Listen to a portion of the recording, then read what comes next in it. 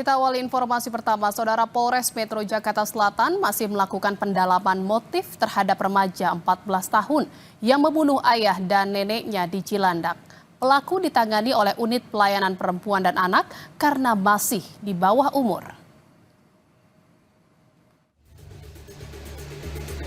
Polisi masih memeriksa kejiwaan pelaku anak yang berurusan dengan hukum untuk menggali keterangan dan mengetahui motif kejadian. Polisi menyebut pelaku anak dalam kondisi terguncang dan belum bisa memberikan keterangan apapun. Tes kejiwaan masih akan dilakukan untuk mengetahui kondisi pelaku anak yang berurusan dengan hukum hingga tega merenggut nyawa ayah dan neneknya Jumat malam. Penyidik sudah melakukan tes urin terhadap anak yang sedang berhadapan dengan hukum dan hasilnya negatif narkotika. 5 orang saksi telah diperiksa, termasuk petugas keamanan kompleks dan warga yang pertama kali melihat pelaku anak yang berurusan dengan hukum melintas di jalan setelah diduga membunuh ayah dan neneknya.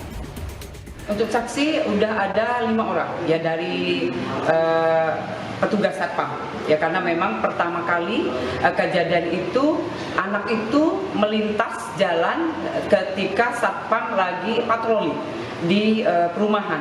Kemudian setelah dipanggil anak itu lari. Nah, itu yang menjadi curiga ya. Satpamnya curiga kemudian dikejar.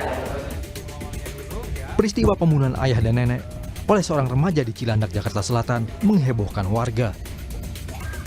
Kedua korban ditemukan meninggal di lokasi kejadian, sementara ibu kandung pelaku mengalami luka serius di bagian punggung. Setelah pelaku ditangkap dengan bantuan security kompleks, polisi menggelar olah tempat kejadian perkara di lokasi kejadian kemarin. Polisi juga melakukan penyisiran untuk mencari alat bukti tambahan pada kasus ini.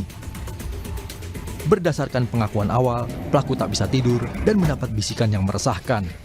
Namun, polisi masih belum sampai pada kesimpulan apapun.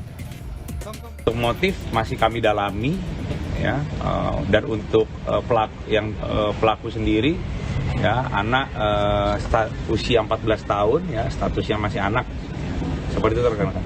Saat ini kami sedang menggandeng Apsifor ya untuk melakukan pendalaman motif ya, karena bagaimanapun anak adalah harus didampingi ya, diambil keterangan seperti itu.